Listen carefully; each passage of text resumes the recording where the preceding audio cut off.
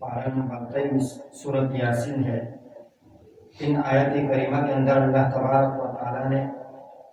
جنتیوں کے حالات ذکر کیے ہیں اور اسی طریقے سے نافرمانوں کے حالات ذکر کیے ہیں۔ اللہ تبارک و تعالیٰ فرماتے ہیں ان اصحاب الجنت اليوم فی شغل فاکہون، کہ جو لوگ جنت میں جائیں گے اور جنتی ہوں گے تو وہ آج کی دن یعنی قیامت کی دن اللہ تبارک و تعالیٰ فرماتے ہیں وہ خوش ہوں گے اور خوشی کی باتیں کریں گے، اور اسی طریقے سے وہ اور ان کی بیویاں وہ سائے میں بیٹھے ہوئے ہوں گے، اور اسی طریقے سے انہوں نے ٹیک لگائے ہوئے ہوں گے اور خوشی سے اچھی طریقے سے زندگی گزاریں گے اور ایک دوسرے کے ساتھ خوشی کی باتیں کریں گے۔ اور ان کے لیے اس جنت کے اندر اللہ تبارک و تعالیٰ فرماتے ہیں میوے ہوں گے اور اسی طریقے سے وہ چیزیں ہوں گے جو وہ جنتی مانگیں گے۔ تو یہ اللہ تبارک و تعالیٰ کی طرف سے انعامات ان کو ملیں گے، اور سب سے بڑی انعام جنتیوں کو جو ملے گا وہ یہ ہے کہ اللہ تبارک و تعالیٰ کی طرف سے ان پر سلام ہوگا، سلام ان کے اوپر سلامتی ہوگی، قولا من رب الرحیم، رب کی طرف سے جو رحیم ہے۔ تو اللہ تبارک و تعالیٰ جب کسی پر سلام کرے تو یہ انسان کے لیے سب سے بڑی اعزاز ہے۔ دنیا کے اندر ایک عام آدمی کے اوپر جب ایک بہت بڑا آدمی ملک کا وزیر اعظم ہو یا بڑا آدمی اس پر سلام کرے تو کتنا خوش ہوتا ہے، کتنا بڑا آدمی ہے اور اس نے میرے ساتھ سلام کیا اور مجھ پر سلام ڈالا، تو اس پر وہ کتنا خوش ہوتا ہے۔ تو یہ اللہ تبارک و تعالیٰ جو تمام کائنات کا مالک ہے، جب وہ جنت میں جائے گا تو جنتیوں پر سلام ڈالے گا، تو یہ ان کے لیے سب سے بڑی اعزاز ہے۔ تو یہ خوشی ان کو اس وجہ سے ملیں گے کہ انہوں نے دنیا میں اللہ تبارک و تعالیٰ کے رضا والے اعمال کیے ہیں، تو اس کے بدلے میں اللہ تبارک و تعالیٰ ان کو ایسے خوشی عطا کریں گے کہ اس میں غم کا نام بھی نہیں ہوگا۔ 3 جگہ اللہ تبارک و تعالیٰ نے بنائی ہے، ایک جگہ ایسی بنائی اللہ نے کہ وہاں پر غم اور خوشی دونوں ہے، اور ایک جگہ اللہ تبارک و تعالیٰ نے ایسی بنائی کہ وہاں ساری زندگی خوشی، وہاں پر ایک سیکنڈ کے لیے بھی انسان پہ غم نہیں آ سکتا، اور ایک جگہ اللہ تبارک و تعالیٰ نے بنائی ہے کہ وہاں پر ہمیشہ کے لیے غم ہے۔ تو جہاں ہمیشہ کے لیے غم ہے وہ جہنم ہے، کہ وہاں پر ایک سیکنڈ کے لیے بھی انسان کو خوشی نہیں مل سکتی، ہمیشہ کے لیے غم ہوگا۔ اور جہاں ہمیشہ کے لیے خوشی ہوگی وہ جنت ہے، کہ جنت میں ایک سیکنڈ کے لیے بھی انسان پر غم نہیں آ سکتا، ہمیشہ کے لیے خوشی، نہ وہاں پر بیماری ہے، نہ پریشانی ہے، نہ کوئی اور تکلیف ہے۔ ہر چیز انسان کو جیسے انسان کے دل میں خواہش پیدا ہوگی کہ میں یہ چیز کہوں، مجھے یہ چیز مل جائے تو فوراً اس کو وہ چیز مل جائے گی۔ مثال کے طور پر ایک انسان یہ کہے کہ میرے بچے پیدا ہو جائے تو فوراً اسی وقت اللہ تبارک و تعالیٰ اس کے لیے بچوں کا انتظام کر دے گا۔ اسی طریقے سے جس انسان کے دل میں جو بات آئے فوراً اللہ تبارک و تعالیٰ اس کے لیے بندوبست کرے گا۔ اور ایک جگہ ہے کہ وہاں پر خوشی اور غم یہ دونوں ہیں، تو وہ دنیا ہے۔ تو دنیا کے اندر انسان کو خوشی بھی ملتی ہے اور انسان کے اوپر غم بھی آتے ہیں، اور یہ اللہ تبارک و تعالیٰ نے دنیا کا نظام چلانے کے لیے یہ طریقہ اللہ تبارک و تعالیٰ نے مقرر کیا۔ اور شیخ سعدی رحمہ اللہ کو فارسی کا شاعر ہے، اس نے لکھا ہے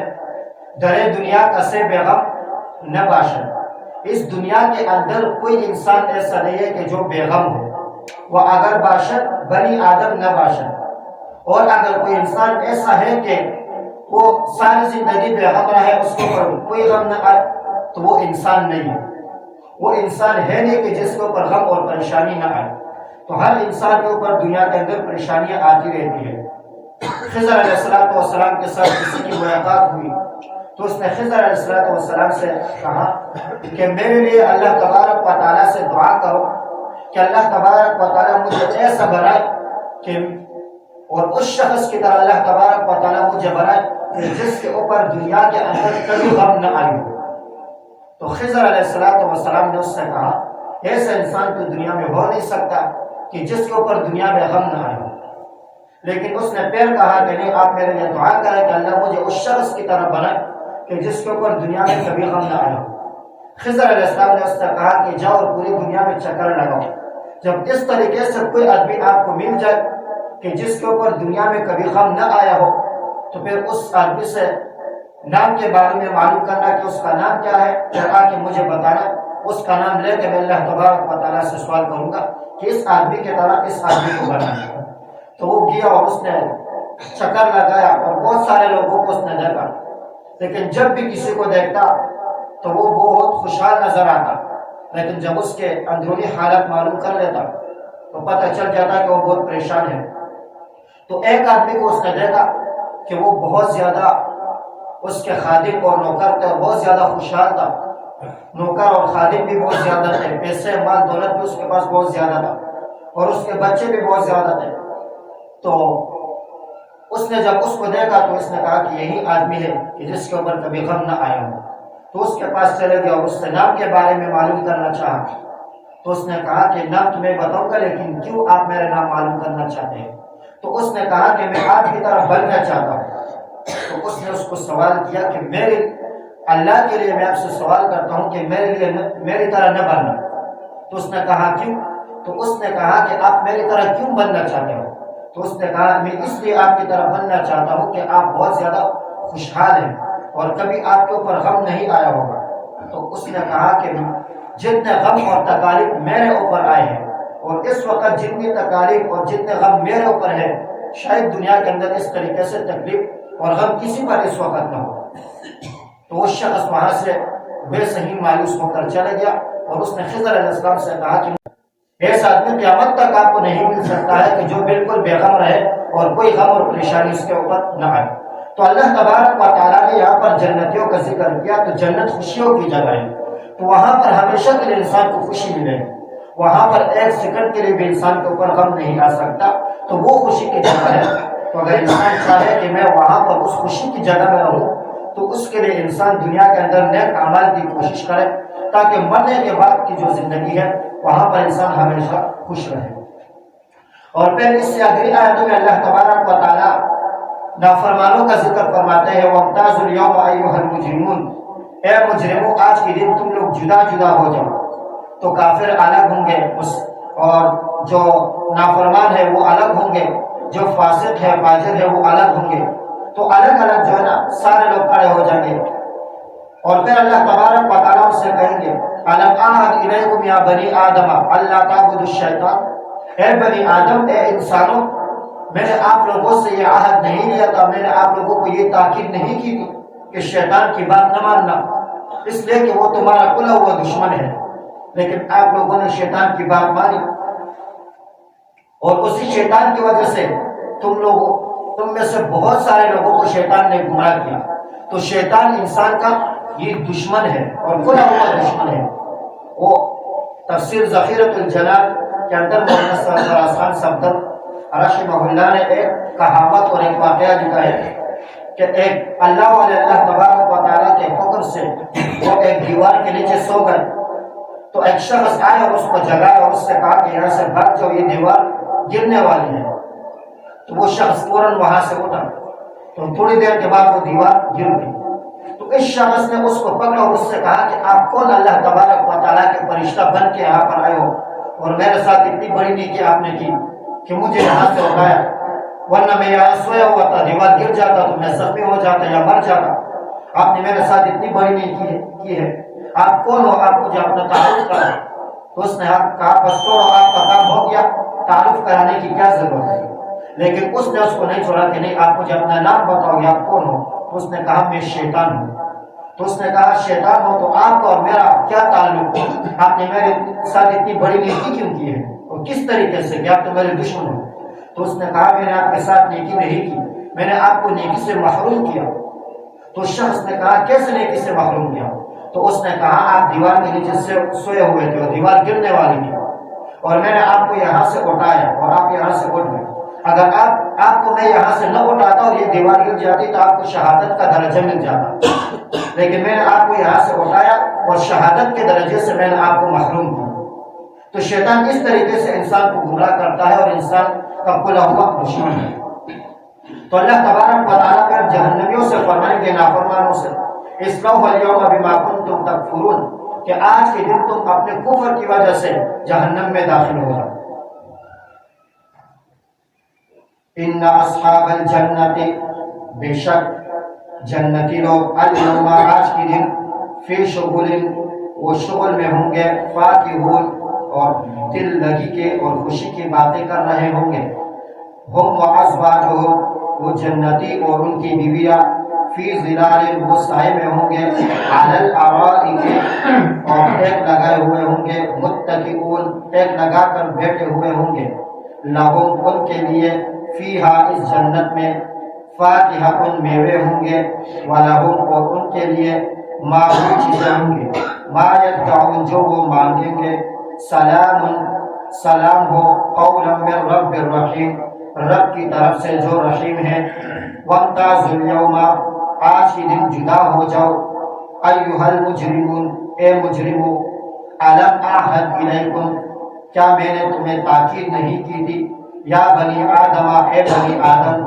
اللہ تعبدوا الشیطان، کہ شیطان کی عبادت نہ کرنا، انہ لکم عدو مبین، بے شک یہ شیطان تمہارا کھلا ہوا دشمن ہے، وَأَنِ اعْبُدُونِی، اور میری عبادت کرو، ھذا صراط مستقیم، یہ سیدھا راستہ ہے، وَلَقَدْ أَضَلَّ مِنْکُمْ جِبِلًّا کَثِیرًا،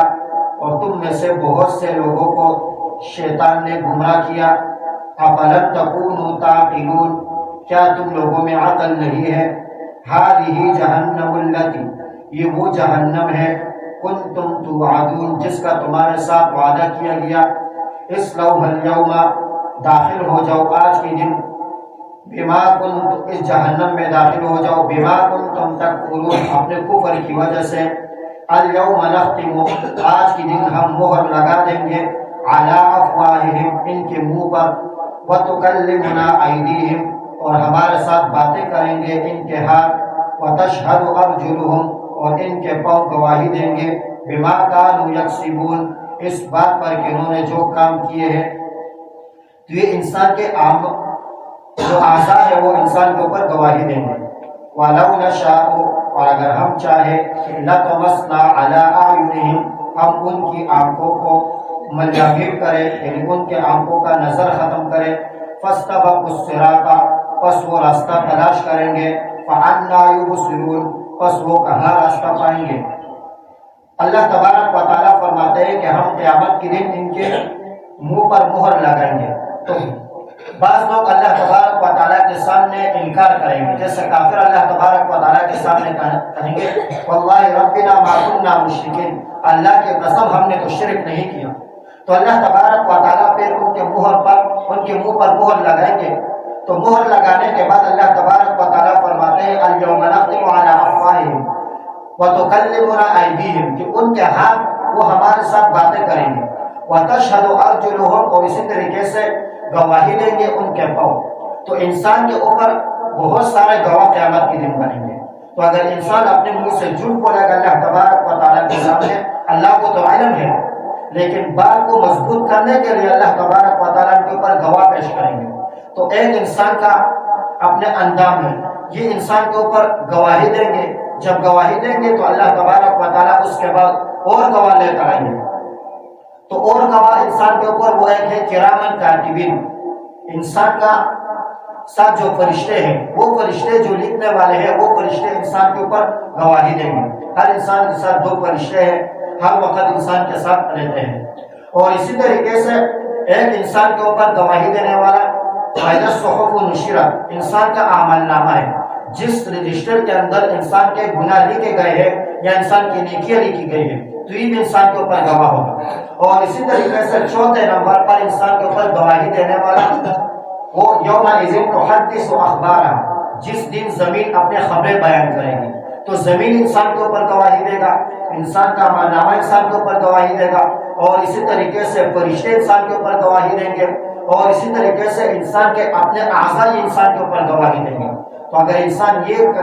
سوچے کہ مجھے کوئی نہیں دیکھ سکتا، میں اگر جھوٹ بولوں گا تو مجھے کوئی نہیں دیکھ سکتا، میں یہ گناہ کروں گا مجھے کوئی نہیں دیکھ سکتا، تو انسان کے اوپر یہ چار گواہ تیار ہوں گے اور یہ قیامت کے دن انسان کے اوپر گواہی دیں گے۔ تو اسی وجہ سے انسان کو چاہیے کہ جب بھی انسان کوئی گناہ کا کام کرے تو اس بات کو سوچے کہ میرے اوپر گواہ بننے والے ہیں اور یہ قیامت کے دن میرے اوپر گواہی نہیں ہو. تو جب یہ گواہی دیں گے تو پھر انسان کے پاس کوئی جواب نہیں ہوگا، کیونکہ انسان کے اپنے اعضاء جب گواہی دیں گے تو پھر اس سے انسان انکار نہیں کر سکتا. اسی وجہ سے انسان کو گناہ کرنے سے پہلے یہ سوچنا چاہیے کہ کیا میرے اوپر گواہ بھی ہے اور میرے اوپر گواہی دیں گے. جب وہ گواہی دیں گے تو پھر اس سے بچ نہیں سکتا. تو انسان کو نیک کام کی کوشش کرنی چاہیے اور گناہوں سے اپنے آپ کو دور رکھیں. اللہ اس پر عمل کرنے کی توفیق